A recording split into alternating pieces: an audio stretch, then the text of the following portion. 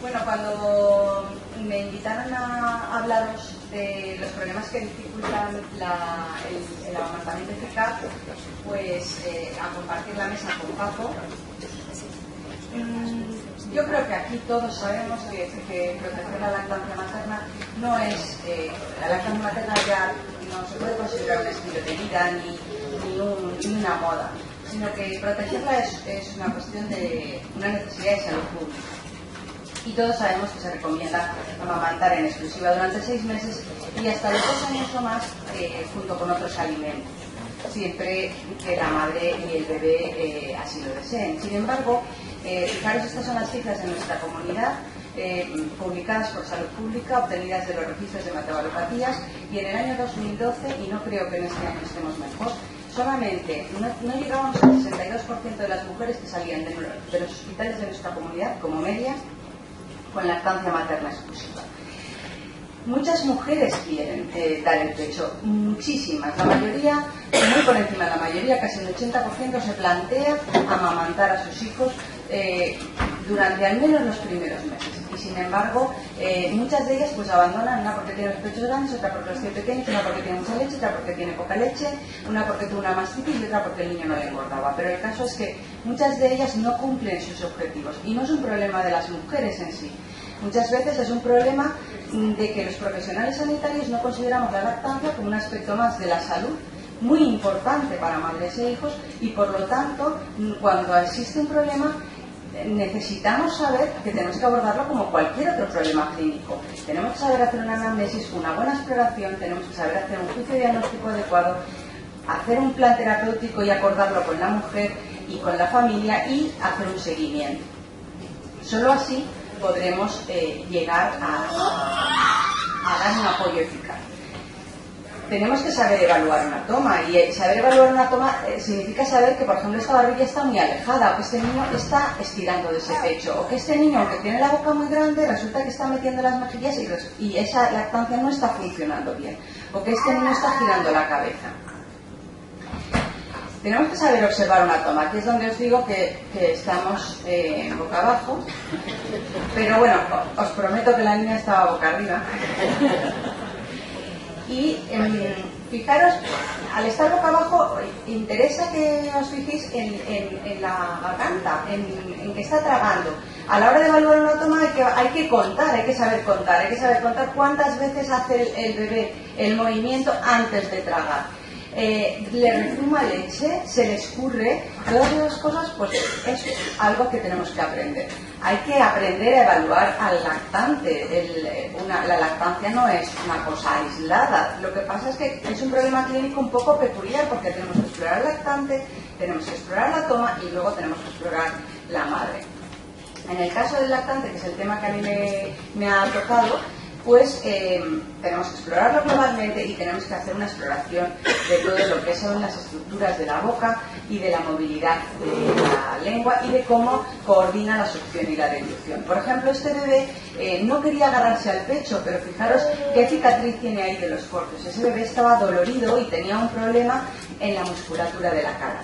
Este bebé tenía un problema de dolor en la zona donde se le había aplicado el vacuum, y la madre, cuando lo sujetaba, le ponía la mano justamente ahí. El niño rechazaba el pecho seguramente por ese motivo. Este niño tenía unas señales de forceps muy evidentes y nos costó mucho que recuperara una succión organizada porque tenía molestias fibroides. Y todas esas cosas tenemos que tenerlas en cuenta, pero además tenemos que saber valorar si el bebé está tragando o no está tragando, porque a veces nos fijamos solamente en si abre la boca, si está el cuello girado, si no, pero tenemos que aprender a evaluar cuándo está tragando leche. Cuando el bebé busca, se agarra, le oímos tragar, se va relajando a lo largo de la toma y la madre también, ahí hay una transferencia de leche. Valoremos también el ritmo en el que está tragando. Un bebé que hace muchas succiones y pocas veces traga, seguramente no tiene un flujo adecuado de leche. Y la ganancia ponderal. La ganancia de peso siempre nos ha obsesionado mucho a los profesionales, pero no es lo único. Pero estamos en un punto en el que yo, y me imagino que muchos de vosotros estáis encontrando, en que las madres piensan que la mayoría de los profesionales estamos en contra de la lactancia. Y entonces, si por un motivo determinado el niño necesita un suplemento, igual no le hago caso. De hecho, hay niños que se están poniendo en riesgo por eso. Entonces, tenemos que saber apoyarla bien, tenemos que saber valorarla bien, no ponerla en riesgo cuando hay un problema, y si hay que suplementar ocasionalmente, pues habrá que suplementar, pero tenemos que formarnos bien, porque en este momento el que la madre no confíe en nosotros es un grave problema, y eso yo creo que nos debe inducir a pensar bien lo que hacemos. También a la hora de evaluar la toma, fijaros, esta madre le dice, ponte al niño al pecho, mirad qué postura tenía. Cuando le dijimos, échate un poquito para atrás, gírate un poquito a la niña, fijaros cómo se nota la relajación y el cambio, y la misma niña también completamente diferente. Bueno, hay problemas que no son problemas, pero que los hacemos problemas. La mayoría de los gemelos salen de nuestras maternidades sin lactancia materna exclusiva, y muchas madres de gemelos se llevan el mensaje de que es imposible amamantar gemelos en exclusiva. Es verdad que necesitan más apoyo, pero es una de esas dificultades que realmente cualquier profesional con un poco de formación, y sobre todo el grupo de apoyo, el grupo de madres, va a poder ayudar a estas madres, para que no cabe duda que necesitan más ayuda, pero que todas son capaces de alimentar a sus hijos como las demás. En el caso de los bebés, pues las dificultades anatómicas, los prematuros, los múltiples, los enfermos, son las causas más frecuentes de dificultades. Las dificultades de la madre las va a contar Paco. Yo os voy a contar, por ejemplo, una historia, pues una madre que viene porque tenía mucho dolor, y ella cuenta que desde el principio notó mucho dolor durante el enganche, pero que, bueno, pues el mensaje que le daban era que aguantara porque es que siempre duele. Tenía unas grietas sangrantes que no se le curaban, notaba como el niño le mordía, le rozaba, le hacía daño, no le vaciaba bien el pecho, tuvo una mastitis que estaba empezando a mejorar, y tras la toma el pezón aparecía aplastado y deformado como un pintalar. Este era el aspecto del pecho de la madre, y aquí teníamos a Superwoman. Claro, lo que tenía que hacer ella era aguantar, porque, bueno, pues su madre le decía que el pecho dolía, los profesionales a los que habían ido, algunos de ellos le habían dicho que, bueno, pues oye, en fin, si no se le curaba, pues que tampoco pasaba nada, que podía optar por otras alternativas.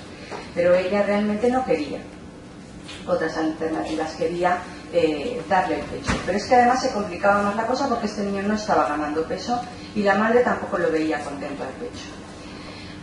Es verdad que con el problema que vamos a ver ahora, algunos niños engordan mucho, casi demasiado, incluso las madres tienen una cantidad de leche importantísima. ¿De qué problema estoy hablando? ¿A alguien se le ocurre? ¿No? Este era el aspecto de la boca del niño. Bueno, hay muchísimo publicado, les he dado un PDF para que la que quiera podáis mirar más bibliografía. El abordaje del frenillo es desde hace muchísimo tiempo, desde los egipcios. Luego las matronas se dejaban la uña del meñique larga para cortar frenillos, y hay mucho publicado, cada vez más. En el siglo pasado se abandonó la práctica de cortar el frenillo sistemáticamente en la maternidad, probablemente porque también se abandonó la práctica de sistemáticamente alimentar a los niños al pecho, y entonces no era un problema en la mayoría de los niños.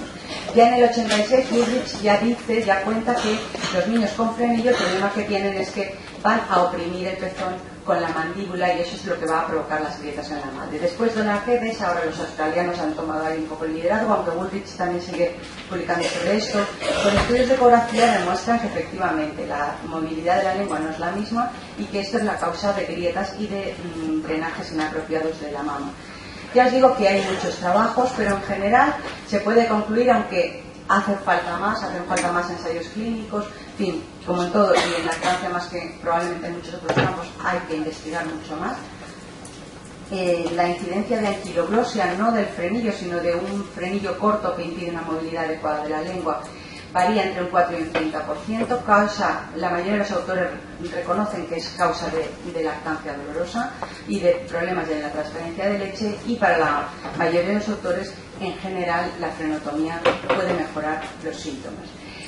En la mayoría de los protocolos que hay publicados en la actualidad, y nosotros en la unidad lo abordamos así, ante una sospecha, un frenillo, hay que valorar, es como 3 patas, hay que valorar si hay problemas, cuál es el aspecto y cómo funciona la lengua. Y en base a eso haremos un abordaje terapéutico u otro. Clasificaciones de frenillo hay muchas. Está el típico, que es el tipo 1, el tipo 2 que se inserta por detrás de la punta de la lengua, el tipo 3 que se inserta en el tercio posterior y el tipo 4 submucoso que no se ve. Esta es la clasificación de Coryllos, pero está la clasificación de Kotlov, hay muchas otras. También, bueno, pues podemos ver cómo funciona esa lengua. Si cuando el niño intenta sacar la lengua hace una hendidura ahí, si no la puede levantar, si se queda la punta dentro de la boca, si se apelotona dentro de la boca. En fin, podemos explorar. Este niño también estaba de pie, pero bueno, la exploración de la movilidad de la lengua es fácil, es simplemente estimular los labios del bebé, saca la lengua hacia abajo, si le movemos hacia un lado o hacia otro, veremos si es capaz de mover la lengua hacia un lado o hacia otro, si tuerce la boca, si le molestamos un poquito y llora, veremos si es capaz de levantar la lengua o levanta solamente los laterales.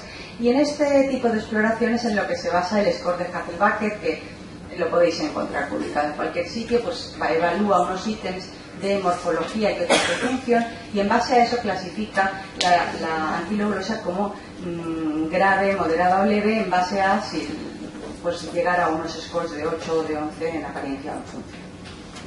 Nosotros el abordaje que hacemos es si la afectación, los síntomas y la afectación en la función que vemos nos parece leve, pues evidentemente siempre intentamos que mejore el enganche. Si con cambios posturales mejora y no hay problemas, no hay por qué hacer nada. En el caso de que estos problemas con el seguimiento no mejoren o que sean graves, pues entonces ya planteamos a la madre la posibilidad de una frenotomía. La frenotomía es un procedimiento de cirugía menor que se puede hacer, no es necesario pasar por quirófano. Los lactantes pequeños, lo que sí que se necesita es una buena sujeción del ayudante y, bueno, pues se levanta la lengua con los dedos enguantados o con la sonda acanalada. A mí me gusta más los dedos, pero entiendo que la sonda acanalada la inventaron los hombres porque tienen los dedos más grandes y no les caben en la boca del bebé. A mí me resulta mucho más fácil que se escurra con una sonda que con mis dedos, pero cualquiera de las dos técnicas es adecuada. Si el bebé es muy pequeñito, normalmente con que haya mamado inmediatamente antes o con una solución de sacarosa más del 30% es suficiente sedación. Si es un poco más grande, utilizamos un gel de estos un poquito anestésico, y en principio las únicas complicaciones que hay es si está bien sujeto y la técnica se hace adecuadamente con la tijera de punta roma, es muy difícil lesionar estructuras de la boca. Puede haber un sangrado que generalmente es leve, inmediatamente se pone el niño a mamar esto ya os digo que el sangrado es muy escaso y el corte que se hace siempre es bueno, pues transversal a la dirección del frenillo y lo más cerca posible de la base de la lengua para evitar las estructuras del suelo de la boca, los conductos de Wharton. En general se hace presión durante unos segundos y después se pone el bebé a mamar y se reevalúa posteriormente. Este, por ejemplo, era una madre que tenía esas grietas. Bueno, esta es la que os he contado antes. La sujeción del bebé, como veis el frenillo, y inmediatamente después de cortarlo prácticamente no hay sangrado y el niño se pone a mamar inmediatamente. La frenectomía tradicional solamente se corta la porción mucosa, pero hoy en día se aconseja cortar un poquito más. El frenillo es como la vela de un barco. Si solamente cortas la vela pero no cortas el mástil, la mayoría de estos niños no mejoran. Entonces, generalmente nosotros hacemos esta técnica en la que se queda un pequeño diamante, dicen los ingleses, que es muy glamuroso. En España se dice rombo, pero se queda peor, pero en fin.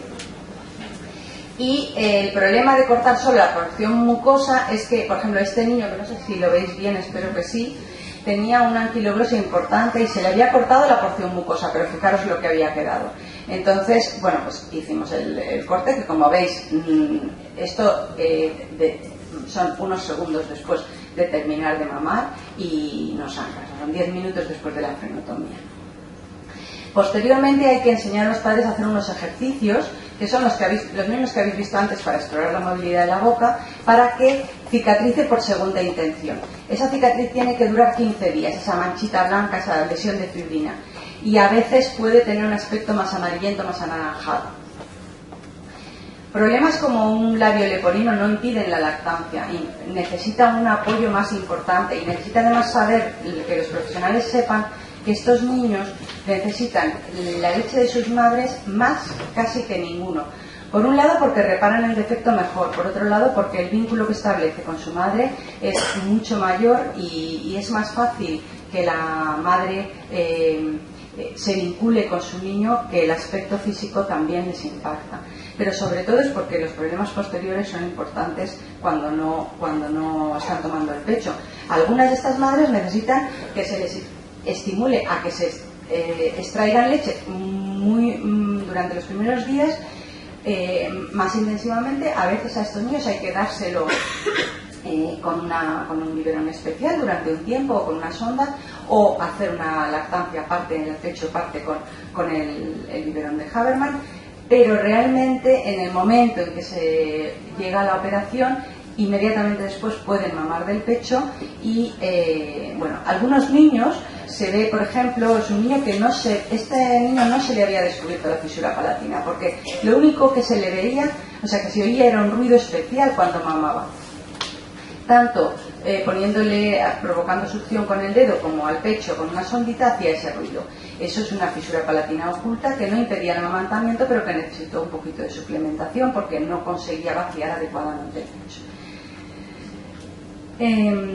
Problemas más importantes como una micronognatia, un Pierre-Robin, o un hemangioma que obstruye la cavidad oral, o una succión desorganizada por hipotonía, por hipertonía. No me voy a extender en ellos porque podríamos estar aquí mucho tiempo, pero lo que sí que querría transmitiros es que todos estos problemas necesitan un apoyo intensivo, pero necesitan que no tiremos nosotros la toalla, porque es que en la mayor parte de las veces somos nosotros mismos los que le decimos a la madre: no, esto no va a poder ser, o los que asumimos nosotros que la madre no va a poder con eso, cuando realmente estas madres necesitan mucho más apoyo. Los prematuros también es un tema importante, que yo creo que luego igual Adolfo nos habla un poquito. Pero sobre todo esos niños casi término, el prematuro tardío, necesitan mucho apoyo. Necesita que la madre sepa que probablemente durante las primeras semanas va a necesitar extraerse leche y suplementarle, porque ese niño seguramente no va a tener ni la madurez ni la fuerza suficiente para mamar solo del pecho. Algunos sí, muchos sí, pero algunos no. Y estos niños, el problema es que estos niños son los que tienen más riesgo de deshidratación o de ictericias graves, y tenemos que estar más encima. Si hay un problema, no es culpa de la lactancia, es culpa de que no hemos sabido apoyarles adecuadamente. Bueno, no quiero extenderme más porque le toca a Paco, pero espero que el mensaje sea el que os transmito. La mayoría de los problemas se pueden solucionar y muchas veces seremos capaces de resolverlos o darle un apoyo adecuado cada uno en su unidad, y otras veces pues se necesita un apoyo más especializado. Bueno, pues esto es lo que se llama escalada de recursos. Para eso es una de las cosas para las que están unidades como la que se ha vivido en el año pasado. Que por cierto, os invito a la jornada que el 7 de noviembre se hará en el CSEC con motivo del primer año de funcionamiento de la misma. Y nada, simplemente recordaros que interrumpir una lactancia pues es un riesgo para madre e hijo, para la salud de ambos, y que no tiene por qué correrse con la ayuda adecuada de los profesionales. Y ahora ya le dejo a Paco. Aquí tenéis bibliografía para dar y tomar, que luego os va a pasar.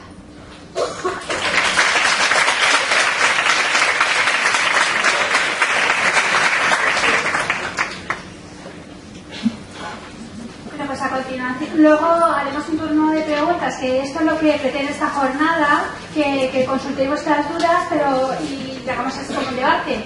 Pero primero va a hablar también Paco y así podemos preguntarle a los dos. Paco Veras Gallardón es licenciado en medicina y luego hizo la especialidad de medicina familiar y comunitaria. También hizo un máster en prevención infantil. Él empezó a interesarse un poco personalmente con el nacimiento de su hijo, pues por la lactancia materna. A partir de ahí empezó a estudiar y a hacer diferentes cosas en relación a la lactancia materna y ahora pues es una eminencia en esto, por eso ha venido aquí. Bueno, y así como más destacar de él, pues él ha estado trabajando en diferentes centros de salud, en el de Sagunto, Segorbe, y ahora está en urgencias del 9 de octubre y de Jaime de Castellón, Jaime I de Castellón. Bueno, ya hablamos. Hola. Bueno, en un principio yo iba a hablar de todo lo demás que no ha hablado ella, de todos los problemas que podrían interferir en la lactancia. Realmente, desde mi punto de vista, quizá los niños son muchas cosas que comentaron, pero realmente a nivel de volumen yo creo que es mucho más relevante lo que se ha comentado ella. El tema del femillo hoy en día quizá está detrás de casi todos los problemas que podamos hablar. Puede estar detrás de los problemas del puerperio y de la lactancia, puede estar detrás de una baja producción, excepto en las enfermedades de la madre, que puede estar en todos los sitios el tema del femillo. Yo lo había separado en un principio, la intención sería, si tuvierais alguna duda, yo voy a hacer un pequeño esquema de todos los problemas que hay, y si queréis vamos hablando, o os cuento un plan general, o podemos hablar directamente de los temas más controvertidos que pueden haber en general. Yo lo había separado en lo que serían los problemas no médicos y los problemas médicos, porque hay veces también que al principio de una lactancia pues hay un montón de pequeñas cositas que pueden interferir sin llegar a ser realmente una enfermedad y sin llegar a tener mucha relevancia, pero en determinados casos los bebés nacen muy pequeñitos y cualquier cosita puede ser una montaña, ¿no? Y un pequeño frenillo que igual no tiene relevancia como frenillo pues puede dificultar mucho una lactancia. Entonces, en general, bueno, estos temas, pues bueno, hay muchos preconceptos erróneos entre los profesionales de la salud, eso de que mamar cada 3 horas, que dar 5 minutos al pecho. Hay muchas cosas que están muy metidas en el inconsciente colectivo y que son difíciles de quitar y que luego pues, pueden interferir mucho. Luego también hay muchas interferencias en el tema de cuando nace un niño, pues cuando está en una habitación de un hospital, normalmente se aprovecha para hacer visitas a la madre y la madre no está en condiciones de hacer un contacto piel con el bebé porque están todos sus tíos, sus abuelos y un montón de familia allí. Se utilizan muchas colonias, se los lava mucho a los bebés y el bebé necesita, para que se estimulen sus reflejos, pues el olfato dentro de los mamíferos es uno de los sentidos que más se utiliza, y si tanta colonia y tanto suéter y tanta camiseta pues puede dar muchos problemas. Luego hoy en día lo de la separación es un tema menor, ¿no? Porque ya no están en otras habitaciones, están en la misma habitación, pero bueno, es un problema grande. Y luego también a nivel social pues tenemos muchas pegas porque no hay ejemplos en la televisión. Un poco desde que se inventaron las salas de lactancia parece que no se puede agremamar en ningún otro sitio, y entonces la gente no ve ejemplos de agremamar. Las niñas no ven a nadie dando de mamar por la calle, en la televisión no sale nadie dando de mamar, en los anuncios no sale nadie. Entonces eso dificulta mucho la lactancia posterior. Esto es un poco como los monos que están en cautividad tienen problemas para dar de mamar porque nunca han visto dar de mamar. Entonces, a pesar de que es una conducta innata, pues necesita cierto apoyo para que esos reflejos que son innatos pues puedan favorecer la lactancia, ¿no? Entonces, bueno, eso es lo que quería comentar. Luego ahora lo mío. En un principio los problemas médicos los hay y muy variados. En un principio yo los he clasificado en 3, que sería pues los problemas propios de lo que sería la lactancia, de la mastitis y la dieta y todo ese tipo de cosas. Los problemas derivados de una baja producción de leche en la madre, que pueden condicionar mucho la lactancia. Y luego pues enfermedades, si el objetivo de la OMS es que la lactancia dure 2 años como mínimo, pues hay enfermedades en la madre. Lo normal es que en 2 años la madre pues pueda tener un dolor de muela, pueda tener resfriado, pueda tener de todo. Pues 2 años son mucho, y si duran más, pues más. Entonces, en un principio, las enfermedades propias de la lactancia son clásicamente, desde ya hace tiempo, de que se dio la OMS hizo un repaso en el 2000 y un poco las clasificó, lo que sean las mastitis inflamatorias y las mastitis infecciosas. Inflamatorias se consideraba que los que no había infección, y las infecciosas que habían bastantes bacterias. Dentro de las inflamatorias se englobaba lo que es la intoxicación mamaria, las grietas y las obstrucciones. Realmente hoy en día esta clasificación entre mastitis inflamatorias, infecciosas, quizá no es tan clara, porque lo que sabemos hoy en día, pues probablemente gracias al trabajo de investigación de Juan Miguel Rodríguez de la Universidad Complutense sobre lo que es la flora mamaria, sabemos que la leche no es estéril. Hasta hace poco se decía que como era blanca, pues es estéril. Y se ha visto que no, hay una flora y es bastante interesante. Entonces, flora siempre hay, y entonces es lógico pensar que en el momento en que hay algún problema en el vaciamiento, pues se estancaría, habría un éxtasis de leche de alguna manera, y eso ayuda a que haya un sobrecrecimiento bacteriano, que es de cajón. Entonces, es difícil decir, pues esto tiene infección y esto no tiene infección, porque realmente en las grietas se ha descrito desde hace ya bastantes años la presencia de Staphylococcus aureus en cantidades interesantes, y entonces eso la tendríamos que sacar de la clasificación como mastitis inflamatoria. En general, lo que se viene a decir es que es esto: en el momento que hay un mal vaciamiento, pues eso enlentece el flujo, hay un éxtasis que provoca sobrecrecimiento, y bueno, pues suele haber grietas.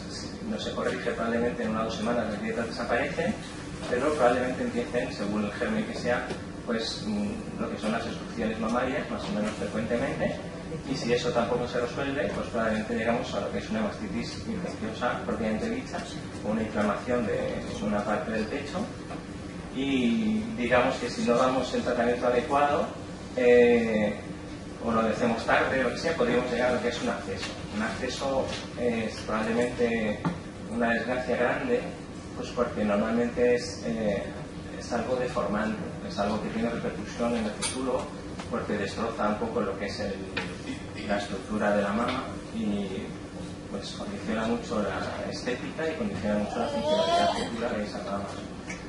Entonces, pues bueno, es algo que habría que tener un poquito presente. No sé si queréis que hablemos de dudas o yo me enrollo a hablar, pero no sé si podéis tener alguna...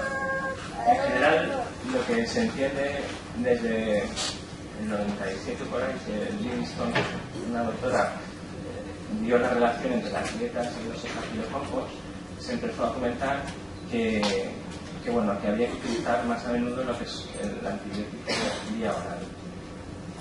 En general, la OMS en el 2000 lo que recomienda es, siempre que haya una clínica grave, de muy florida, habría que empezar con tratamiento antibiótico.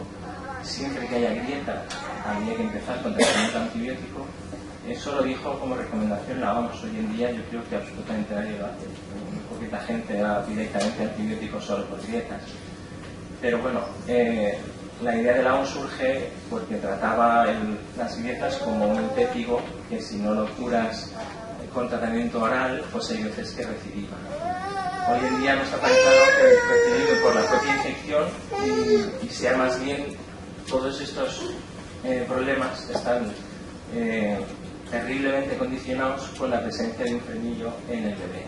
O sea, casi siempre que hay unas grietas, hay una obstrucción, hay una mastitis y no acaba de ir bien, no sé qué porcentaje podríamos hablar, pero igual en el 90% estamos hablando de que el bebé tiene un problema de succión y no está haciendo una buena transferencia de leche.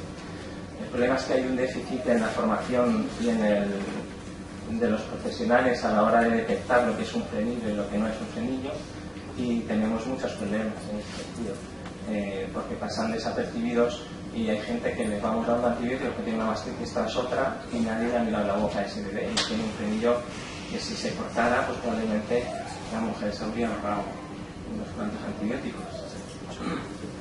Bueno, entonces, no sé si queréis preguntar del tema este de las mastitis, si tenéis alguna duda en concreto de los tratamientos, si yo los nombro, o queréis preguntar algo. ¿Alguien tiene una pregunta así a abrir boca o no hay problemas? Es que no sé dónde parar de hablar. Normalmente yo podría estar hablando 2 horas de este tema solamente y me faltaría tiempo, ¿sabes? Porque cuando te dedicas un poco a esto de la lactancia, pues sobre todo cuando ves las complicaciones, hay bastantes dificultades que se aparecen en el camino. Tú crees que es todo sencillo pero es complicado luego todo, porque cuando nosotros, por ejemplo, nos interesamos con estos temas, de repente nadie hacía cultivos de leche.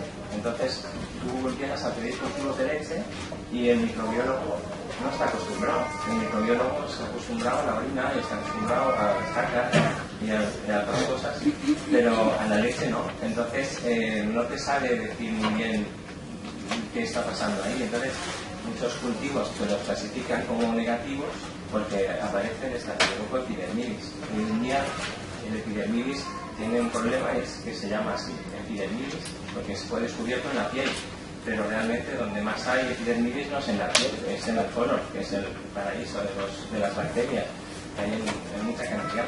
Entonces en la mama también hay epidermidis, y entonces que aparezca un epidermidis en la piel no es que se haya sacado mal la muestra, es que hay epidermidis en la mama. Eso a un microbiólogo le cuesta hacerse al asunto. Luego la cantidad, normalmente, como es una flora, que en la mama siempre hay flora, el decir que hay una infección o no depende de la cantidad de flora que haya. Como a nivel internacional, pues tampoco se habla mucho del tema, un microbiólogo no sabe dónde está el punto de corte, si está en 100.000 colonias, como es en la orina, o si está en 1.000, que se supone que es lo que hay en la mama. Entonces, claro, de 1.000 a 100.000 la diferencia es grande. Entonces, un microbiólogo que está, no sé cuántos cultivos puede ver un microbiólogo en su día a día, pero igual tiene 100 orinas y 2 de leche. Y entonces, si las orinas son todas 100.000 positivo, 40.000 negativo, llega de la mama y pone 3.000 y dice, claramente negativo. Igual es positivo. O ve 50.000 y dice, uy, esto no es nada, comparado con lo que acabo de ver. Entonces, ese problema de la microbiología pues ha sido un problema que nos ha dificultado mucho el tratamiento. Luego hemos tenido más problemas. Otro problema interesante que ha surgido es el tema de los antibióticos que utilizas para las mastitis. En general, en la presencia del epidermidis nos ha fastidiado mucho, porque el epidermidis es un germen terriblemente puñetero y es probablemente de los más resistentes que hay. Hoy en día las UCIs pues se ponen nerviosos cuando ven un epidermidis porque a veces hay algunos que son muy resistentes. Son meticilin resistentes, son resistentes a casi todo, en los hospitales sobre todo. Por suerte, en la lactancia no siempre son esos epidermidis tan puñeteros los que hay, si no lo llevamos claro. Y luego estamos condicionados al ser la lactancia, pues que no puedes utilizar cualquier medicamento, o la mayoría de medicamentos que hay para combatir el epidermidis son de uso hospitalario y tampoco vas a ingresar a una madre por darle un antibiótico, o tampoco sabes cómo hacerlo, o si ingresas al niño o no ingresas a la madre, es un poco lioso. Entonces, con los antibióticos es otro problema que hemos tenido en general a la hora de buscarlo. No sé si... Yo sigo. Otra de las... a raíz de todo esto y a raíz del trabajo de investigación del equipo de Juan Miguel Rodríguez en Madrid, en la Complutense, ellos, al descubrir la flora, empezaron a ver pues, que había determinadas bacterias lácticas y determinados lactobacilos que estaban presentes en todas las leches de las madres sanas y pensaron la posibilidad de administrar lactobacilos o probióticos que se llama ahora, con la intención de desplazar al resto de bacterias del organismo de la mama. En general eso es algo que está muy de moda hoy en día. Los probióticos se está investigando mucho pues porque es un tratamiento que no es antibiótico, que no es agresivo, en teoría no tiene ningún efecto secundario y los resultados son bastante buenos los que están viendo. En general lo que pasa es que no todos igual se dirían. La forma de funcionar es, normalmente tú tomas un probiótico, es una bacteria, y luego la flora intestinal, en el intestino está el sistema linfoide asociado a mucosas, es una red que hay que envuelve todo lo que es el intestino, donde están los macrófagos que incorporan determinadas bacterias de la luz intestinal y las trasladan por la linfa o por las venas, la trasladan al resto del organismo. Normalmente es un poco la idea de que no hay absolutamente ninguna parte de nuestro cuerpo que esté en contacto con el exterior que no esté forrada por una capa de bacterias lácticas o de bacillus. Entonces, el sistema linfoide asociado a mucosas lo que hace es repartir para que todo eso siempre esté bien forradito. Es un poco como que algunas bacterias nos dan problemas y nos matan, pero en general no seríamos capaces de vivir sin bacterias en este planeta. Entonces, ese sistema linfoide va desplazando. Entonces tú te tomas las bacterias por vía oral y poco a poco se van desplazando a las distintas mucosas. El ideal en cualquier infección es encontrar un lactobacilo que vaya justo al sitio que tú quieres. En general, en el tema del pecho, pues bueno, también detectaron un par al menos que tiene mucha avidez por la flora mamaria y que tomándotelas acaban en el pecho y acaban desplazando cualquier otro germen que hubiera allí. Entonces, hoy en día es un tratamiento que es interesante a tener en cuenta. Realmente no se han hecho ningún estudio comparando lactobacilos o probióticos con antibióticos con un cultivo hecho a ver cuál de los dos tiene es más importante. Realmente otro problema que tenemos es una vez más es que cuando una madre tiene una mastitis normalmente está anímicamente un poquito fastidiada. Generalmente uno se hace muchas expectativas cuando tiene un hijo y cuando empiezan a haber problemas porque el bebé llora un montón, porque no está cómodo y encima a ti te duele y te tienes que ir a mamá 10 veces al día, pues y cada vez te duele y más y te da unos pinchazos porque con la carne de gallina, pues estás un poco desesperado. Entonces, los lactobacilos se supone que tardan tomándotelos por boca entre una semana y 15 días sin llegar al pecho. Entonces, una semana y 15 días, todos los días dando 10 veces de mamá, pues igual no lo llevas bien. Normalmente también cuando nosotros vemos a alguien, o pues imagino que le pasa igual a Maite, cuando ven a una mujer, llega alguien que ha pasado por distintos sitios y la mastitis la tiene igual desde hace, o las molestias las tiene desde que nació. Y igual que llegan al mes, 2 meses, 3 meses, pues uno ya está un poquito desesperado, una está ya un poquito desesperada y solo le falta que diga, bueno, vamos a probar, a ver si va o no va, porque claro, eso ya está un poquito harta. Entonces necesita rapidez, necesita contundencia. Entonces hay veces que los antibióticos pues vienen fenomenal. Entonces está bien eso. En general también pues eso, el uso racional de los antibióticos pues te dice eso, que había que probar con uno tipo aumentine o tipo amoxicilina y si no mejora en 48 horas pues luego plantearte cambiarlo y tal. Aquí estamos otra vez con lo mismo, es si ya estás probado 20.000 temitas que te ha dado tu matrona y no te han valido para nada, si estás hasta el pirri y llegas a un sitio que se supone que va a salvar la vida y te dan uno para ver si funciona y tú ves que no pasa absolutamente nada en 2 días, pues lo que acaba pasando es que al final te desesperas, te cansas y te largas y te dejas la lactancia y te vienes a tomar viento fresco. Entonces, hay veces que necesitamos rapidez. En ese sentido, ha hecho que nosotros pues tengamos en alta estima el ciprofloxacino. El ciprofloxacino es un antibiótico muy controvertido, pues porque yo voy hablando de lo que yo creo que son problemas, que son temas peñagudos. Si queréis comentar cualquier otra cosa, me comentáis. El ciprofloxacino es un antibiótico que tiene pegas porque principalmente no está autorizado su uso en niños. En general no está autorizado su uso en niños, no sé cómo vamos a decir.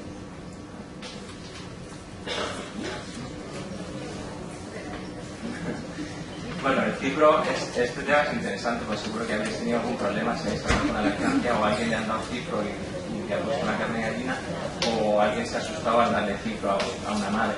En general, el ciprofloxacino está utilizado en niños principalmente porque cuando se descubrió se daba problemas en el cartílago de crecimiento de los patos prematuros. Así que lo pruebas en esos animales y se vio que los patos que les daba cipro no crecían. Entonces se dijo, esto no puede ser. Pero como en adultos no daba problemas, directamente no se presentó, no se dio para niños y ya está, no se dio la autorización. Con el tiempo se ha visto que el ciprofloxacino tiene un espectro de acción contra determinados gérmenes que son especialmente puñeteros, no sé otra palabra, especialmente malos en el mundo, como puede ser la pseudomonas, como puede ser la salmonela, como puede ser el staphylococcus aureus, y el cipro realmente va muy bien contra ellos.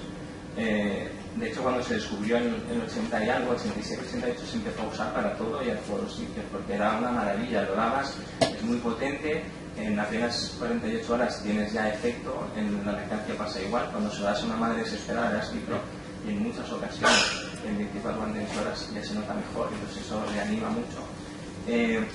Era muy potente, lo que pasa es que se vio que rápidamente producía resistencias en esos gérmenes. Entonces hubo un boom en los 80 y luego en los 90 dije, porque se empezó a ver que daba muchas resistencias y se dejó de utilizar. Y solo se reserva para los casos específicos de pseudomonas o demás. Con el paso del tiempo, pues bueno, se ha usado en niños también por el tema de la fibrosis cística. Es una enfermedad que los niños tienen problemas pulmonares y que realmente tienen muchas infecciones, y por pseudomonas y por estafilococos, y entonces al final se les acumulan niños que en teoría no tienen una limitada vida, que a los 20, 30 años pues fallecen. Pues se les empezó a dar cicloclosaquinos y sin mirar atrás se te vamos a darle ciclo a ver qué tal va. Y sorprendentemente mejoraban, y sorprendentemente estos niños hoy en día se han alargado un poco su supervivencia, ya llegan hasta los 40, y entonces se ha visto que tienen la talla de adultos que tienen sus padres, y que tampoco ha habido ningún problema en la talla por haber estado 3 años dándole ciprofosfacino todos los días a un niño. Y entonces han empezado a plantear que igual no había problema tanto como se creía con el cipro. Entonces Bayer vio ahí la posibilidad de sacar dinero y empezó a estudiar a ver si... Entonces estudió todas las quinolonas y con todas las especies animales, y se dio cuenta pues que hay especies animales donde el cipro sí que afecta, como pueden ser los patos o los perros, pero hay otros donde no les afecta en absoluto, como pueden ser los monos. Porque se supone que en humanos pues seremos que no nos afectará mucho, porque todavía hoy en día no hay descrito ningún caso de ningún niño que haya tenido problemas por el cipro en el cartílago de crecimiento, pero hay quizá millones de niños que han probado el ciprofloxacino o bien por salmonela y demás en países en desarrollo, o bien por fibrosis cística en general. Entonces, además también estudiaron el resto de quinolonas y se dieron cuenta de un detalle, y es hay una quinolona que tiene autorizado su uso en niños, que es el ácido larilíxico, y también está autorizado su uso en embarazadas, y fue la primera que se descubrió donde no era obligatorio hacer experimentos con animales para comercializarse. Entonces el ácido larilíxico está autorizado, pero se vio que es probablemente el que más problemas da en el cartílago de crecimiento de los animales, y casualmente es la única que tiene la autorización hoy en día. Eso es una anécdota de un poco cómo funcionan las cosas. En general, hoy en día se sabe que el cipro es muy seguro, que se puede dar en niños, pero nunca como primera opción.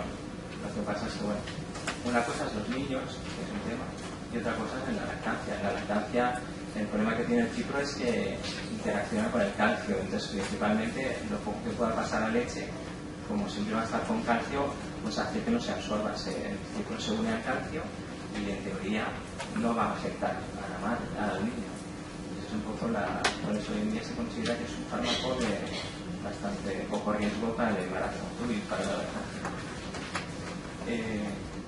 Esto es un poco el tema del cipro, es un tema, y luego si tenéis más dudas podemos hablar de otras cositas. Es que no lo sé, porque la clozapidina, yo es que imagino que este tema sí que me interesa a ellos, imagino, de la baja producción. La clozapidina es lo que en todas las guías está autorizado, que está de primera elección para el tratamiento de las mastitis. En un principio, lo primero que te sorprende cuando miras las guías que se supone que son guías bien hechas y basadas en estudios en la evidencia y demás, lo que te das cuenta es que no hay ningún estudio, no están basadas en ningún estudio en mastitis, porque no hay ningún estudio en mastitis para hablar de la clozapidina. No se ha hecho y no sé si se hará algún día. Lo que pasa es que en medicina, cuando no tienes una evidencia en un tema en concreto, como pueden ser las mastitis, lo que haces es, para el mismo tipo de germen, buscas en otro tipo de enfermedades que haya actuado. Entonces la clozapidina va muy bien para el estafilococo aureus en general. Entonces ahí sí que demostró en múltiples estudios que va bien contra el estafilococo aureus y por generalización se utiliza también el tema de las mastitis. Lo que pasa es que a raíz de los estudios de Juan Miguel Rodríguez y del cambio que ha habido en la flora mamaria, porque hasta ahora se pensaba que las mastitis eran todas por el aureus, y hoy en día se ha visto que las mastitis principalmente son por los estafilococos, pero quizá más por epidermidis que por aureus. Y lo que se está viendo hoy en día es que ya empiezan a haber aureus meticilin resistentes, que son resistentes a la cloxacilina, y en proporción cada vez más alta. En general, lo último que hay, por ejemplo, ahora de los abscesos, se habla que en el 90% de los abscesos probablemente estén implicados el estafilococo aureus, y de esos 90%, el 60% son meticilin resistentes. Entonces, en general, la cloxacilina a ellos no les hace absolutamente nada. Entonces, en general, ningún betalactámico. Son los betalactámicos son los medicamentos que normalmente nosotros nos conocemos de nombres comerciales y sabemos cómo se usan y demás. El resto son los que tienes que pensar y tienes que mirar. Entonces, para el aureus meticilin resistente y para el epidermidis meticilin resistente, tienes que utilizar los otros. Eso, pues el Septip, la clindamicina, el ciprofloxacino y bueno, aquí ya están las tetraciclinas y luego están el uso hospitalario, la vancomicina, el imezolin. En general son medicamentos que nosotros tenemos un poco lejos de nosotros. En ese sentido, las guías clínicas deberían de cambiar porque ha habido un cambio en la microbiología de la mama. Ahora sabemos que la mama, que no todas las mastitis son por aureus.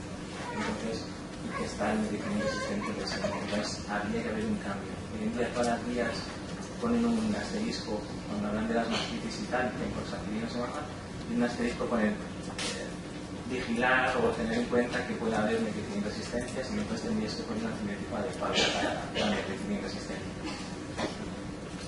Cuando dicen el adecuado no especifican cuál es el adecuado. Normalmente a nivel internacional se habla mucho de la clindamicina, que gusta mucho en general. Lo que pasa es que la clindamicina tiene también peguitas.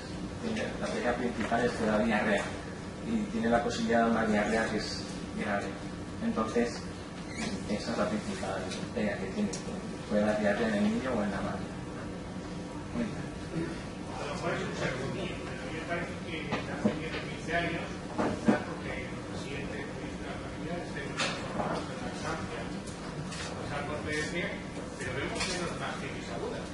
Es decir, o bien hubo un sobrediagnóstico, por cierto, de la mastitis hace 10 o 15 años, o bien sabemos mucho más sobre el consejo y la asesoría de lactancia. Esto es cierto porque a mí lo que más, si veo algo, es mastitis aguda. ¿Cómo sabes? Bueno, realmente yo creo que nadie lo tiene claro cómo está el tema. En general, los estudios varían desde un 3% hasta un 30% de mastitis en lactancia. Lo que probablemente está pasando, probablemente mastitis siguen habiendo las mismas, porque probablemente frenillos siguen habiendo los mismos y problemas siguen habiendo los mismos. El tema es que hoy en día hay un circuito paralelo. Se ha puenteado a los médicos de cabecera. Es a través de las asociaciones de lactancia. Hoy en día en las asociaciones de lactancia se están viendo con problemas médicos que no debería de ocurrir, pero ocurre, que las mujeres con problemas llegan antes a un grupo de lactancia que a un médico.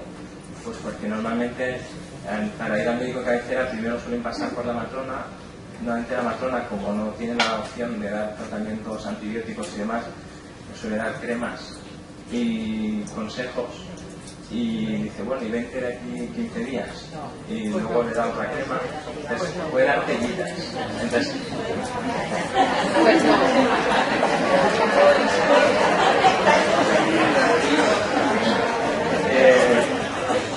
lo he comentado así un poco para ver si eso sabéis. En general no es así, lo he comentado. Lo que probablemente está pasando es que las cosas se resuelven antes y por eso no llegan al médico cabecera. Sí.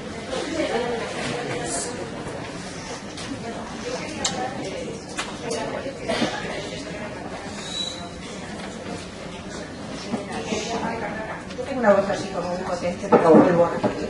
Soy Laura Citera, soy la directora de la Unión Docente de Matronas de la Comunidad Valenciana y estoy aquí acompañada de Josefa Santa María, que es la presidenta de la Asociación de Matronas, y hace tiempo que estamos así como removiéndonos inquietas en el sillón, con una cierta inquietud que nos va invadiendo. Porque claro, estamos ante unas jornadas de lactancia, de tratamiento, de abordaje, encuentro para profesionales de la salud y colectivos relacionados. Y estoy sorprendida. Bueno, primero quiero felicitarte, Maite, porque tu creación de una unidad de lactancia en el PSE es una idea maravillosa. Además, yo hace tiempo que quería hablar contigo porque sé que tienes matronas trabajando en el mismo proyecto y tal. Y a Francisco también me parece interesante todo lo que has dicho de las mastitis y tal. Pero vamos a ver, la mastitis es un problema de salud importantísimo, sin duda. Lo del frenillo, la patología del frenillo, pues la teníamos olvidada, es cierto, también es muy importante, pero la mayor importancia lo tiene esa cifra que habéis dado, de que el número de madres que salen del hospital sin dar de mamar sigue siendo inadecuadamente bajo. Y ahí vosotros quizás acordáis una batalla, pero hay unos soldados que somos las matronas. Y las matronas estamos todo el día, es un tema nuestro, es un tema absolutamente nuestro, la protección de la lactancia, y hacemos mucho más que dar una cremita. O sea, bastante más que dar una cremita. En primer lugar, estamos en una formación continua de técnicas para actualizar las técnicas de lactancia, para avalar el buen conocimiento tanto de las madres como de los profesionales de formación. Y en revisión, en apoyo de lo que es. Además somos un profesional adecuado porque estamos en el embarazo y en el posparto con la matrona. Y muchas cosas que habéis hablado, tú has hablado un poco sobre ellas, Maite, técnicas más adecuadas para lactar, problemas que se puedan detectar, evidentemente, y además el porcentaje de mujeres que tienen una mastitis es a un 10%, 15%, suele ser lo habitual que digan, es bajo. El resto de mujeres no llegan a esto y quiero pensar que algo tenemos las matronas que ver en ello, más allá de dar una crema. Y entendiendo lo que dices de las asociaciones de lactancia, el profesional más cercano es la matrona, ¿vale? Y me gustaría que la próxima vez nos llamarais, nos dijerais que algo tendríamos que decir a lo mejor al respecto. Sí, realmente las matronas son las que se encargan y lo hacen estupendamente bien. Realmente yo comentaba problemas que tienen algunas matronas, es decir, el tema de las mastitis es un problema médico y que recae normalmente en el personal que no es el adecuado. Principalmente suele caer en el tema de las mastitis, suelen acabar en la matrona, y la matrona muchas veces, o la mayoría de las matronas con las que hemos hablado, se ven un poco desbordadas. Entonces derivan a un médico de cabecera que le ha dejado todo el problema a las matronas y que no tiene ni idea muy bien de qué es lo que tiene que hacer. Y entonces le pregunta a él mismo al que le ha derivado, le dice, ¿pero qué quieres que haga con él? No, que tienes que dar un antibiótico. Y, ¿pero cuál? Entonces, de que normalmente lo que suele pasar es que el médico de cabecera en su consulta pues tiene diabetes, tiene hipertensión, tiene ansiedades, tiene cáncer, y realmente las mastitis en todos los problemas que tiene un médico de cabecera en su consulta no llegan ni al 1%, ni al 0, entonces un médico de cabecera es raro que esté informado sobre el tema de las mastitis, a no ser que haya tenido un problema personal y haya tenido interés y se lo haya trabajado. Entonces el problema que tienen muchas matronas es que ya ven que no va bien, pero tampoco saben dónde derivar exactamente. Y cuando derivan a un médico de cabecera, pues el médico de cabecera no lo tiene muy claro, y cuando derivan al ginecólogo, pues les pasa un poquito lo mismo. El ginecólogo se ha desentendido. Lo que me parece es que saben lo que quieren dar, pero es el médico familiar que no le da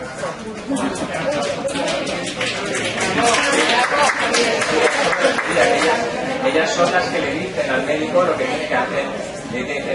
Pero no es que derives para que él lo resuelva, porque él no lo sabe. Tú le derivas y le dices, tenéis que hacer esto. Y el problema es que el médico te hace caso o no te hace caso. Entonces está atendida. Te hace caso. Un segundo, quería puntualizar una cosa. Ya que hemos entrado en debate, quería puntualizar que, pues eso, que tenemos a los ponentes y que le podíais preguntar tanto a Paco como a Maite.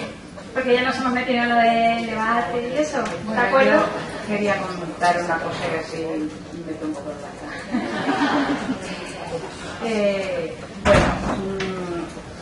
En primer lugar, estoy de acuerdo con lo que ha dicho Laura en cierta forma, con casi todo. Pero también quería centrar un poquito el debate, porque es verdad que cuando te pones a hablar de lactancia, pues yo cuando me puse a preparar la charla pensé, pero es que aquí lo primero que hay que hablar es de lo importante que es la atención al embarazo, al parto y al nacimiento, si es que el 80% de los problemas se podrían resolver antes de que aparezcan. Pero el problema es que a mí me dieron un tema y a Paco le dieron otro. Entonces sí que quería aclarar eso porque como yo os conozco tanto a Pepa como a Laura, pues, pero no quiero que os comáis a Paco porque el pobre no tiene la culpa.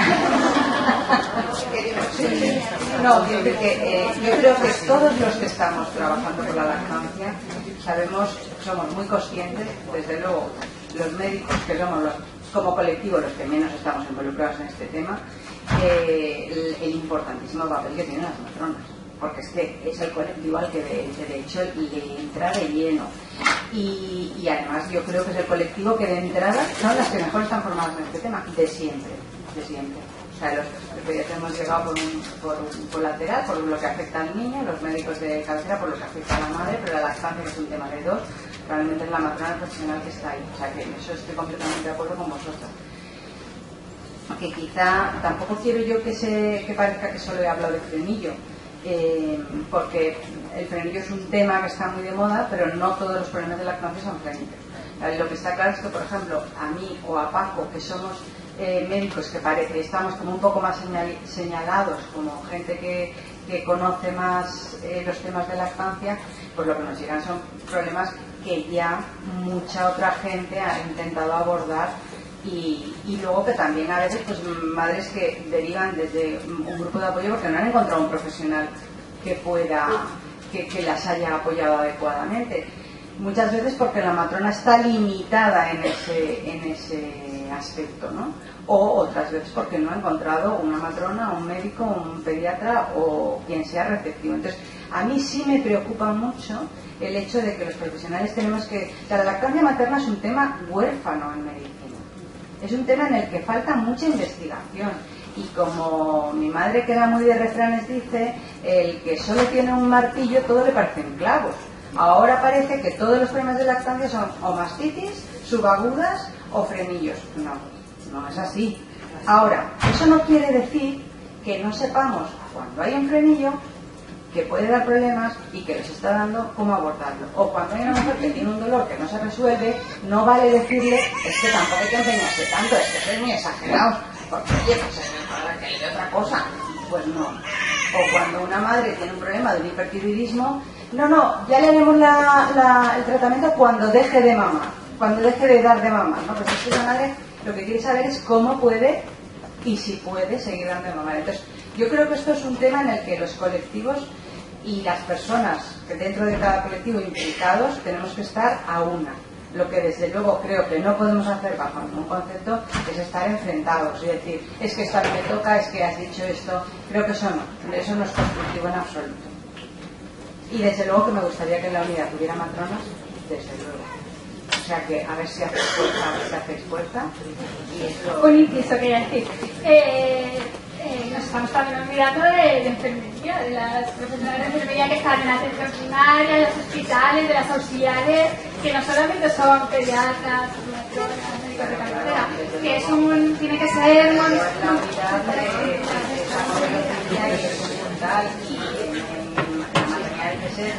de Paz, Rosa, que en todas las maternidades, y eso son todos los profesionales. Todos los colectivos, Me había pedido la palabra.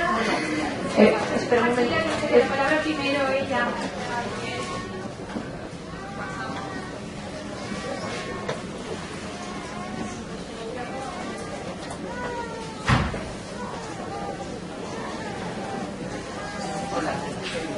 Yo quería decir simplemente que esto es lo que ocurre muy habitualmente, sin querer, que todos nos olvidamos de las familias, de los sectores.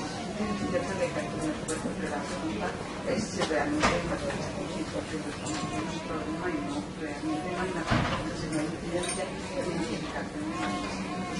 Entonces lo que quizá falte es de todos sobre qué hacer, y en eso si no nos ponemos aquí de acuerdo, yo como responsable de la unidad obstetricia, yo veo todos los días a todo el mundo en una labor inmensa porque la lactancia se mantenga, a todo el mundo, desde las matronas en primaria, las enfermeras en la planta, las matronas en los territorios, mis compañeros en la planta, las pediatras cuando nos vemos allí, o no es ella, o soy yo, quiero decir que realmente yo no sé si es la percepción de algunos, pero por lo menos la idea es que a veces las pacientes quieren dar de mamar, pero lo que conlleva a lo mejor esos primeros momentos les resulta difícil, como les resulta difícil aguantar los dolores del parto. Y nos pasa todos los días que su cabeza está diciendo sí, yo quiero salir, yo quiero que esto avance de forma natural, pero cuando llega el momento lo rechazan porque la sociedad está cambiando y la gente no está en muchos sitios. Entonces yo lo que pido es que no empecemos a pensar que es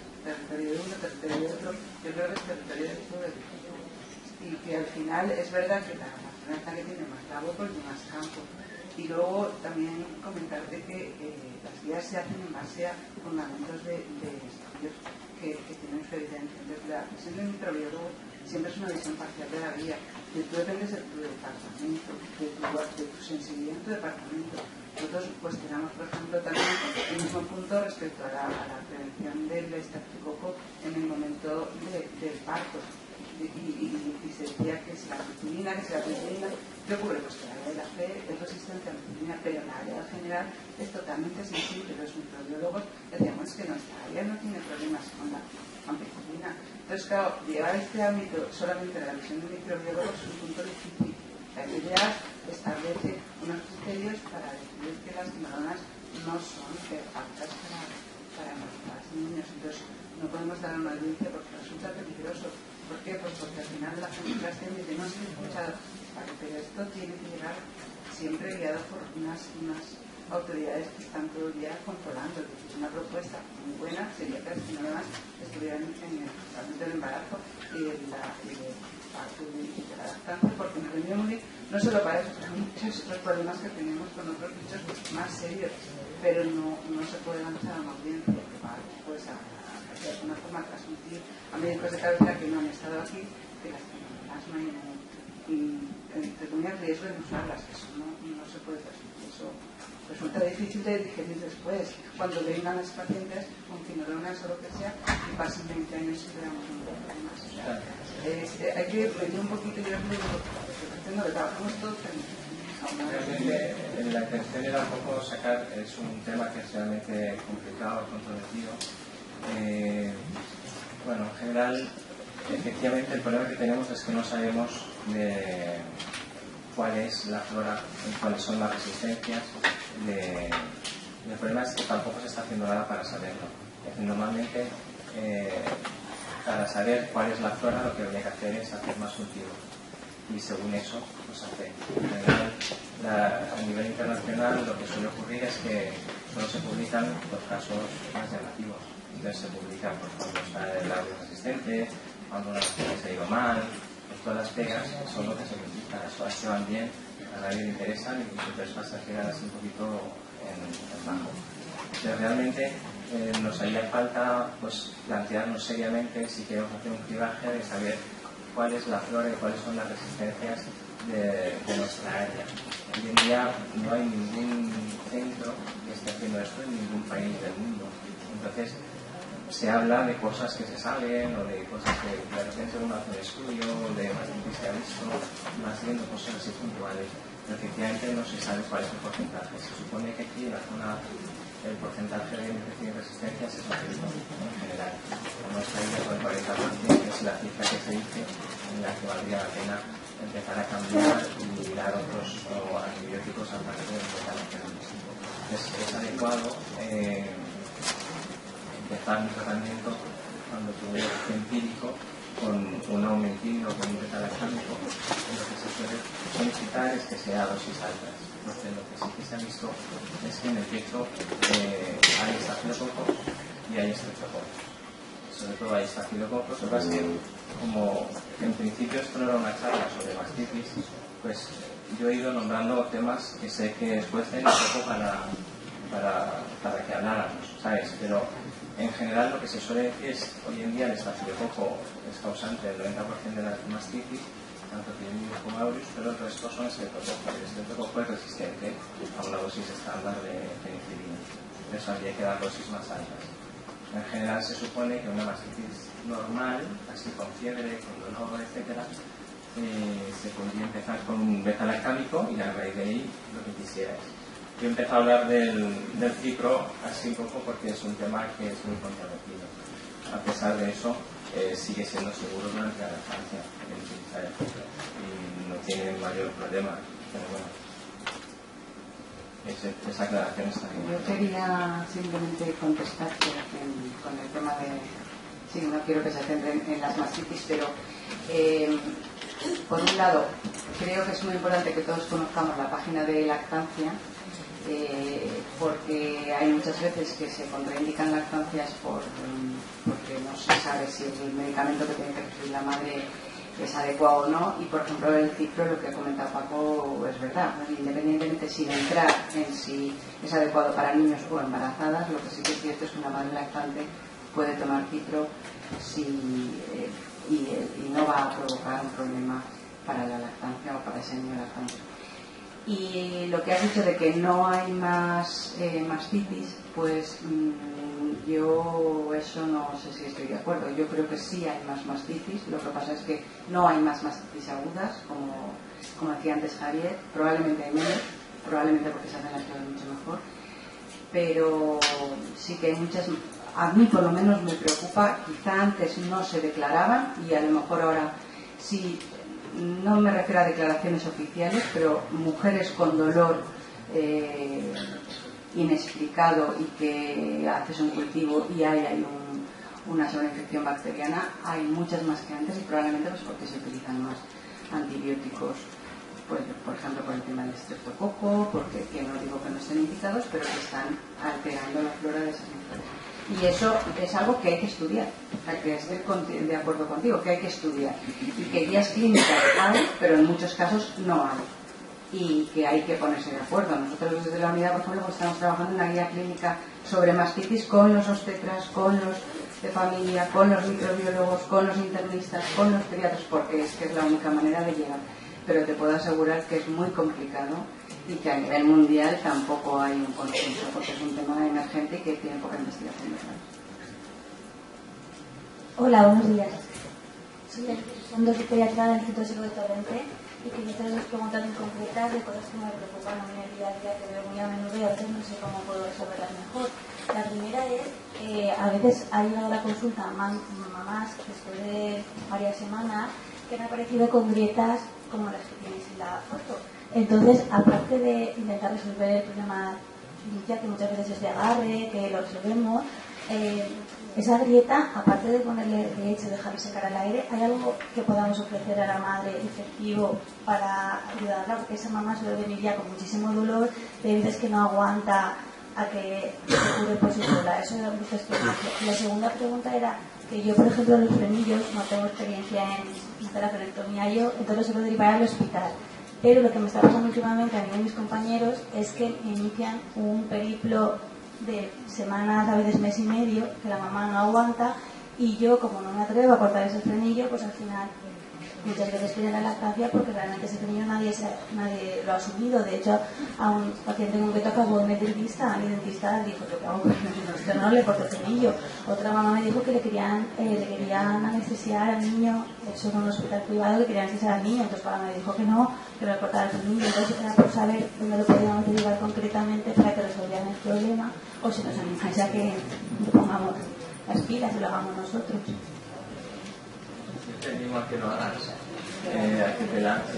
Realmente no es complicado, la técnica es sencilla una vez que explican cómo hacerlo, y la mayoría de los frenillos, al menos de los frenillos anteriores, resolverías el problema en un momentito. Es algo corto y rápido, porque efectivamente pasa eso, que hay mucha gente pues, que no toma en serio y das vueltas y vueltas y acabas en la consulta y igual que lo ve dice, esto no es nada, y te lo devuelves sin haber dicho nada. Entonces,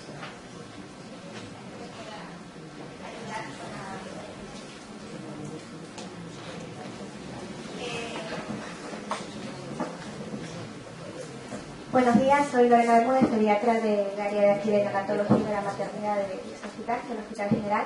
Y bueno, veo que es de nuestra área, entonces aquí nosotros en la maternidad en lo posible tratamos de detectar este problema y lo hacemos nosotros los pediatras, el corte de la genotomía. Si en algún momento se va alguno que no se ha cortado, tenemos la consulta de cirugía pediátrica también. Entonces se puede derivar o directamente a neonatología para que en la consulta de neonatología se resuelva si se lo puede hacer el cirujano pediátrico o lo hacen, ya sería, si sale la maternidad a cirugía pediátrica. Y por el momento yo creo que no tenemos mucho tiempo de espera. También bueno, hay un busca de hospital de día, que si se necesita algo más urgente se puede llamar y lo resolvemos, o sea que tenemos huecos para poder ayudar a Sí, exactamente. Recientemente se ha incorporado a nuestro servicio una cirujana pediátrica que lleva algunos meses y bueno, esto lo estamos asumiendo nosotros. Vale, es pediatría. Contestando a la primera pregunta sobre las dietas, en un principio habría que poner una crema con antibiótico al menos, sería o el Bactroban o el Fucidine, que son los que en el estudio de Livingston se vio que Livingston hizo un estudio, en general se suele decir que no hay ningún estudio bien hecho en el tema de mastitis y antibiótico. Lo que pasa es que cuando se dijo aquello no se tuvo en cuenta el estudio este de Livingston, en el que puso 4, a unos no les hizo nada, simplemente les aconsejaba cómo vaciarse la leche y demás, a otros les daba Bactroban, mupirocina, a otros el Fucidine y a otros les daba un antibiótico vía oral según el antibiograma. Entonces, en cada rama, ellos hicieron el estudio, creo que eran 80 personas, y en cada rama había unas 20. Entonces, para hacerlo bien, hubieran necesitado unos 120 en cada rama, para que fuera concluyente. Lo que pasa es que eso se intentó hacer ese estudio más tarde, lo intentaron hacer y no consiguieron reclutar a tanta gente. Entonces lo dejaron estar. Entonces, en ese estudio se veía que el porcentaje era claramente mejor con antibióticos, con un 80% mejoraban con antibióticos vía oral, con ácido fusídico mejoraban, no sé si era es que estoy hablando de memoria, pero 56 o por ahí por cien, y con mupirocina pues un 30 y algo, y sin nada un 15 o algo así. Pero lo que habría que poner por lo pronto sería una crema antibiótica, y lo que hoy en día se suele recomendar es que le des un soporte con un probiótico tipo el Lactanza Hereditatum, que es el Lactobacillus fermentum que se supone que tiene avidez por el pecho. Entonces suele ir por ahí el dar un probiótico que pueda hacer cambiar lo que es la flora a nivel mamario y una crema antibiótica. Eso es en general para empezar. Luego pues, puedes valorar en cada caso la necesidad de dar un antibiótico vía oral o no. Y desde luego revisar la boca del bebé y revisar un poco la toma por ver cómo está tomando, si está en una buena transferencia de leche, etc. Porque la mayoría de las veces suele haber un problema en la succión o en el aneve o en la transferencia. Está haciendo una más corta de la habitual y pues cuando está sometido a más presión acaba dañándose. Hola, buenos días. Soy Carmen María, soy matrona y quería lanzar una lanza por la importancia de la prevención de todos estos temas que estamos tocando, porque en el embarazo se puede trabajar muchísimo ya con el tema de la lactancia materna, y yo pienso que ahí está la solución. La mayoría de veces no hay que llegar a tener una dieta, una mastitis, una ingurgitación, si la embarazada ya tiene la información adecuada. Eso lo tenemos que dar en las clases prenatales, igual que tenemos que incluirlas en los talleres de lactancia. La embarazada tiene que ver cómo una mamá se pone a su bebé al pecho, cómo está la mamá de relajada, cómo está el bebé, si la posición es adecuada. La embarazada tiene que saber cómo se hace una técnica de mame, por los 2 días que está en el hospital, que sabemos que son importantísimos. Esos 2 días, si hay una ingurgitación mamaria, y sabe la técnica de mame, ella va a saber cómo vaciarse el pecho, entonces el bebé se va a coger correctamente, porque una hipoficación es que el pecho está como un globo, entonces el bebé quiere cogerse, se resbala y va al peso, y ahí se producen la mayoría de las grietas. Y todo eso lo trabajamos ya en el embarazo, por eso es fundamental la prevención. Y la mayoría de problemas pues desaparecerían. Y ahí el trabajo de la matrona es fundamental. Y las matronas tenemos que saber que la embarazada tiene que ir a los talleres de lactancia y las madres como dan el pecho. Gracias.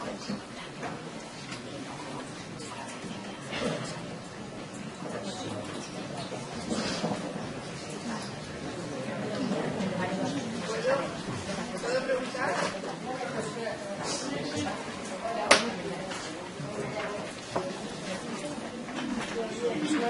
Bueno, me llamo Chelo Cuevas, soy una matrona, estoy de acuerdo en lo que acaba de decir mi compañera, y yo lo que me gustaría, lo que estoy viendo, es que lo más importante es la unión de todos los estamentos. Eso principalmente. Luego, Carmen, el trabajo de las comunidades de las matronas desde el primer día que primer día, sin preguntas más integrada, y hay que trabajarlo durante todo el embarazo. El problema es que a veces las embarazadas dicen que sí, pero lo ven como... Sí, si puedes escribir las primeras veces, me digo un libro, pero has hecho, es que no tengo tiempo, estoy trabajando. Y realmente, cuando vienen, porque yo no estoy preguntando cuando vienen, porque nosotras lo que hacemos es pues, que antes de tener al bebé, ya los grupos de lactancia, y siempre que alguna no puede venir a la preparación al parto, le decimos que sí, que a la lactancia sí que tiene que venir, porque para eso a veces tienen más tiempo. Porque dura 8 clases, pero para la lactancia sin día pueden venir. También invitamos al padre o incluso a las abuelas a veces, han venido y a algunas suelen también, que los pobres las checan, entonces para que vean que luego salen encantadas, salen muy contentas, porque realmente yo creo que el problema es que nadie, tú hablas con 8 personas y nadie se pone de acuerdo respecto a la lactancia. Entonces llegan que les han dado 8 consejos distintos y al final pues la señora empieza a llorar y ya no sabe a quién hacer. Y yo creo que se está haciendo bien, que es la unión de todos, de matronas, de pediatras, de microbiólogos. Yo creo que hace unos años había la lactancia materna, como que decir, porque cuando yo estudié, pues no se daban la lactancia materna y simplemente veías a la señora, veías el cuerpo, se venía a su casa, ya no sabía si era mi mamá, si me daba, y entonces en poco tiempo viene el avance y lo más importante es que lo vamos haciendo desde el celador hasta el auxiliar, hasta el médico, todos implicados en las sesiones. La tenemos que trabajar la matrona los primeros días, por supuesto, si dan un acompañante, pues también invitarlo y que haya más unidades en la clínica. Porque es fundamental que la señora cuando viene a la consulta, en la consulta tiene mucha gente, y después de una cita, pero no puedes estar media hora pues, con ella, porque además aprende solo ella, no aprende las cosas. Entonces ya sabe que mirar, al día de que está nervioso y ese ratito que está contigo, pero cuando se va, llega al día siguiente, a no ser que así sea, la lactancia, la lactancia para ella, y para otras marcas, que las madres, la situación individual profesional, quería hacer una unidad en todo momento la privacidad. Una mujer no puede ser porque esta semana que se hace noticias hay que lamentablemente y yo pienso que sí que se está haciendo bien. Lo que pasa es que esas cositas poco a poco no se puede en unos años lo que nos ha hecho bien. Lo que pasa es que la unión como yo pienso que tenemos que ayudarnos cuando una señora llega a un centro, lo puede dar y una auxiliar que está ahí y dice, tiene un taller de para la guitarra y la que con nosotras y a los carros no va a estudiar o al final no se conoce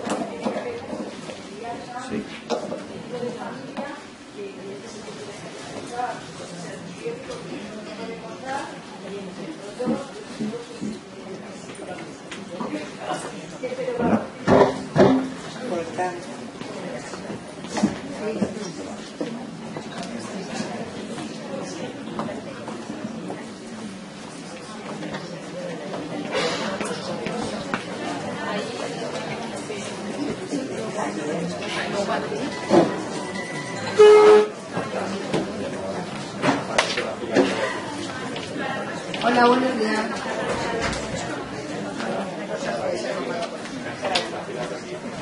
Mira, soy matrona, me llamo Mercedes, soy matrona del centro de salud de primaria y quería hacer dos preguntas muy concretas. A partir de qué número de colonias se considera ya que es una infección, una mastitis, porque eso los microbios luego lo tienen un poco, y la técnica que utilizan para el cultivo también hay que concretarla mucho, porque si no hacen un cultivo como los de orina, tengo entendido. Y otra cosa en concreto, otra pregunta concreta es las mamás que durante el embarazo se les está dando Euthyrox por un hipotiroidismo. Cuando dan a luz y dejan el Euthyrox, si eso les puede influir en la lactancia. Y si hay algún, y si tenemos problemas en zonas como, por ejemplo, las personas que pertenecemos al Hospital General, si habría alguna posibilidad de cuando, por ejemplo, a mí me ha pasado que he hecho todas las cosas que sé y no he tenido solución con una mastitis, y se podría permitir al taller de lactancia que tenéis en el hospital. Sí, pero es que hacen un taller los martes, ¿no? ¿Tenéis un taller los martes de lactancia? Pero, a ver, la unidad es una cosa, la unidad que es para el departamento del doctor Besset. Vale. Y yo creo que tenéis muchos recursos en el general que utilizar, claro. Los talleres, nosotros en la unidad, una de las partes que hay es un taller, pero no es un sitio al que se deba derivar a nuestro taller, porque el taller de la unidad está previsto para las madres que acuden a la consulta de la unidad para proseguir el apoyo durante una semana, no como una entrada trasera a la unidad que por supuesto estamos abiertos a si algún profesional en su departamento no tiene el recurso, pues y lo consideran, esto se puede derivar, pero creo que muchas cosas se pueden solucionar aquí. Soy partidaria de que cada departamento en este momento nuestra unidad no es una unidad de referencia para toda la comunidad, es la única que hay, pero no es de referencia y no podemos. Las otras dos preguntas, en principio el tema de a partir de cuántas colonias, en principio de sus temas todavía no está claro porque no se encuentra, depende del germen, hay determinados gérmenes que solo que se piensan que ya son patógenos, y entre otros pues que depende de un número. En general el aureus, por ejemplo, se ha visto que hasta 200 por unidades por campo se acepta como que pueden existir sin que sea infección, y a partir de 200 de ser infección, y el que viviese en un principio pues a partir de 800 o por ahí. Eso es orientado.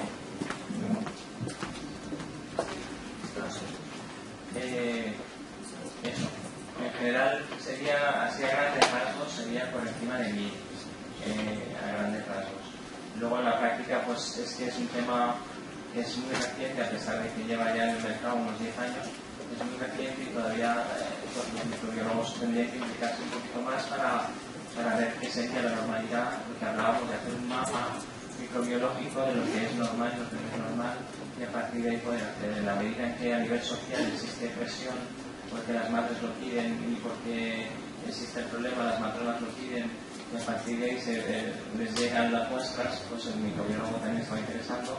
Es un poco como todo, y poco a poco sigue investigando. Yo creo que hoy en día todavía estamos en el principio, todavía no está 100%, claro, hay gente que lo tiene clarísimo, como puede ser conmigo otro día, pero el resto pues van haciendo según el departamento y cómo vaya.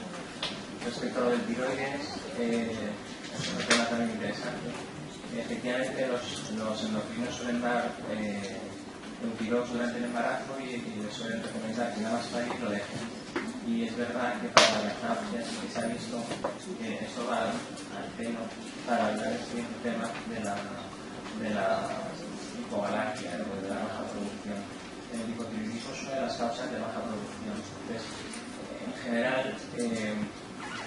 sería interesante mantener los niveles de eutirados al menos hasta que se instaurara la lactancia, porque hay casos en los que si se baja muy drásticamente lo que es el eutiros, y si el tiroides no está recuperado del todo, pues puede afectar a la lactancia. Puede haber o bien que haya un retraso en la lactogénesis o bien que haya directamente una hipogalaxia.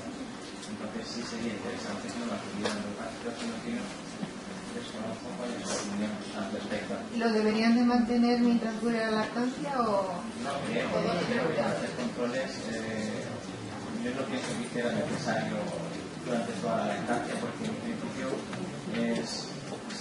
se lo han dado durante el embarazo porque tenía un problema de tiroides en el embarazo, solamente al país se resuelve. Puede durar el puerperio unos días, pero luego no va a tener problemas. Otro problema que vemos en la hipogalaxia es lo que es la tiroiditis postparto. Es un parto, o sea, un embarazo normal que no ha requerido tiro, y se produce una tiroiditis después del parto. Las tiroiditis normalmente lo que producen es un problema con el tiroides va yendo cada vez a menos, hasta que ya se hace significativo. Normalmente suele tardar 2 o 3 meses, que se hace ya muy evidente. Entonces lo que suele ocurrir es que la madre empieza bien la subida de leche, tiene leche, parece que el asunto va bien, conforme van pasando las semanas, ella empieza a notar una falta de llenado del pecho, entre toma y toma no se le llena, y como se le llenaba al principio, le empieza a dudar. Y entonces, cuando le haces alguna tiroidea, aparece un TSH por encima del tenis. Y entonces, en estos casos, de fase tiros, mejora. Una semanita o así, pues tiene que volver a tener la producción y lo mantienes el tiempo que consideres haciendo controles para ver cómo va. Vamos a ver las 2 preguntas ya más que ya se nos hace. Gracias, intentaré lo más breve posible. Felicitaciones a los ponentes. Mi nombre es Leonardo Landa, soy pediatra del Hospital de la Marina Baixa en Villajoyosa. Y la verdad que, bueno, quería hacer un par de comentarios. En el tema ya creo que ya se comentó la importancia de la prevención, sobre todo en el tema de la mastitis. Y cosa que a mí también me ha preocupado bastante es el uso bastante extendido de antibióticos en el periparto inmediato. Por lo menos en el hospital veo que una mancha de aceite que va cada vez en aumento. Y bueno, no deja de preocuparme porque posiblemente haya algo detrás, sobre todo aquí en mastitis, en las cuales hemos puesto todo el empeño para prevenirlas y de alguna manera se han presentado. Otra cosa que quería también comentar sobre el hecho de la pleotomía. En el hospital empezamos a hacerla en el año 2008 y tenemos aproximadamente una tasa anual de unos 2,8% más o menos de pleotomías en todos los nacimientos que hemos tenido. Lo que sí hemos visto, y eso lo quería comentar con Maite, a ver si lo ha visto también, es que en un inicio, como alguien comentó, lo hacíamos con un poco de temor y hacíamos volver a las madres a la segunda semana. Dejamos a ver cómo funcionaba el tema y tal. Pero en la revisión que hicimos, al cabo de 6 meses, vimos que en las pleotomías que realizamos antes del 5º día, hemos visto una permanencia de la lactancia de un 68,5% contra un 37% en los que tardamos más de ese tiempo. Entonces no sé si eso ha sido ya en algún otro, si ha sido publicado o no. No me suena, pero creo que igual me gustaría compartir esta información por si alguien tiene algo similar o algo que decir. Y luego quiero comentar únicamente en el caso de la hipogalaxia o la falta de producción. He leído recientemente un artículo en la revista de Breastfeeding de la Academia de la Lactancia, en la cual Jane Morton, que ha estudiado mucho sobre el tema de la hipogalaxia y lo publicó también unos artículos allá hace varios años, creo que fue en la Pediatrics o en alguna de estas revistas internacionales, en la cual insiste mucho en que dice que estamos muy preocupados los que estamos con la lactancia en cómo succiona el niño. La succión del bebé, pero nos preocupamos muy poco en la producción. O sea que, y dar unas recomendaciones que a lo mejor alguien tiene algún comentario, si les parece. También quería comentar un poco, si alguien sabe sobre la experiencia en Australia de Lisa Amir, que empezaron creo que en algunos hospitales australianos, no recuerdo en cuál, empezaron a recolectar calostro en el último trimestre del embarazo, y las madres iban, dicen que eso aparentemente mejoraba la producción y mejoraba sobre todo la seguridad de las madres a la hora en cuanto a la producción de leche se refiere. No sé si alguien tiene alguna información más reciente. Gracias.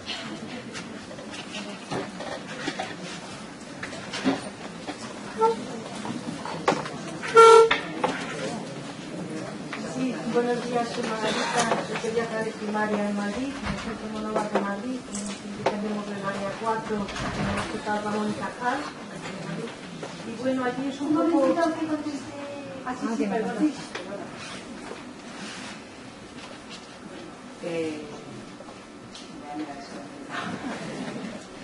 Era sobre el tema del frenillo. Yo no he leído nada, pero estoy completamente de acuerdo contigo. Y creo que es uno de los problemas que tiene cualquier problema de lactancia. Es un poco lo que se ha comentado. Que si el abordaje es rápido, igual que si se previene, la mayoría no aparece, una vez que aparece, cuanto más se pospone la aparición, o sea, la solución, pues más difícil es. En eso estoy de acuerdo. Entonces, efectivamente, yo creo que deberíais de publicar eso para empezar. Y yo creo que bueno, pues que en el momento en que un problema se diagnostica, hay que intentar buscar lo más rápidamente posible dentro de los medios que se tengan la solución. Porque efectivamente cuando se cronifica es más complicado, cuando las dietas, es lo que comentaba ella antes, si la grieta está muy avanzada, pues muchas veces esa madre, pues a lo mejor hay que decirle que se extraiga y no puede darle de mamar de ese pecho porque es que no soporta el dolor, mientras que si esa dieta se hubiera puesto remedio una semana antes, cuando empezó, pues igual no habíamos llegado a ese punto. En lo que has comentado de la extracción del calostro, pues el Ministerio está, bueno, desde hace 2 años estamos trabajando en una guía de clínica sobre lactancia con el Ministerio, que es un trabajo muy riguroso, y este tema es uno de los que hemos abordado. No hay más evidencia que la de Lisa, la del estudio de los australianos, y bueno, pues es algo muy interesante, pero no, que yo sepa, a día de hoy. Lo que se ha hablado antes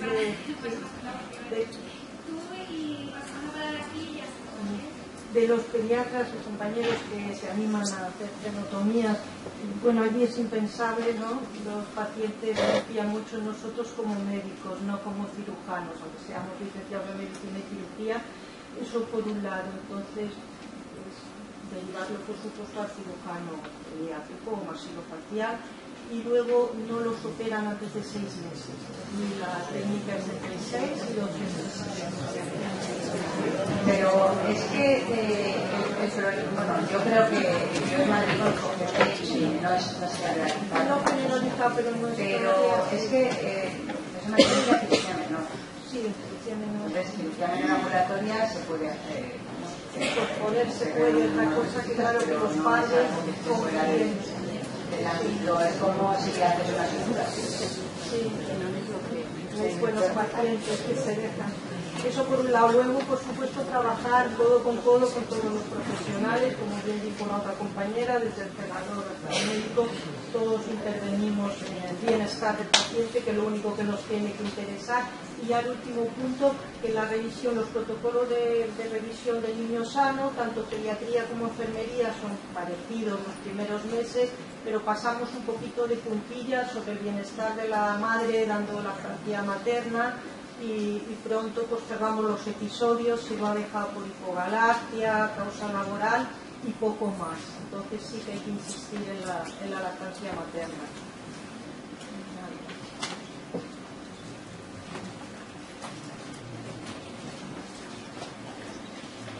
Me han dicho que no quieren hablar. Yo quería hacer una pregunta, que iba a poner el título, pero no vamos a llevarse. ¿Qué opináis vosotros de los antibióticos como prevención de las enfermedades? Yo creo que, como en todo, si exigimos rigor y queremos trabajar sobre evidencias, pues tenemos que buscar líneas de evidencia. Si desconozco por el momento de la sobre eso, creo que efectivamente es un tema de necesidad. Los trabajos de Juan están bueno, pues esto, pero por ejemplo, en este momento no hemos comercializado lo que no está aquí. Yo creo que hay mucho terreno que investigar en los prototipos de muchas cosas. Son temas que están muy de moda, pero bueno, creo que hay que abordarlo con más rigor. Sí, realmente tampoco está claro que sea inocuos 100%. Se ha relacionado mucho con un aumento de los códigos de lactancia y entonces, pues bueno, una vez si es un problema, pues nadie dice que no, pero si no es un problema, lo normal es que cada uno tenga la zona que tenga que tener. Por su alimentación, por su estructura genética, por lo que sea, tiene su composición de todo tu cuerpo. Entonces no habría que modificar eso. Muchas gracias. Bueno, pues les parece bien, damos por terminar esta mesa porque se ha hecho más tarde. Y recordaros que la próxima empezará a las 12:30. Ahora tenéis que participar.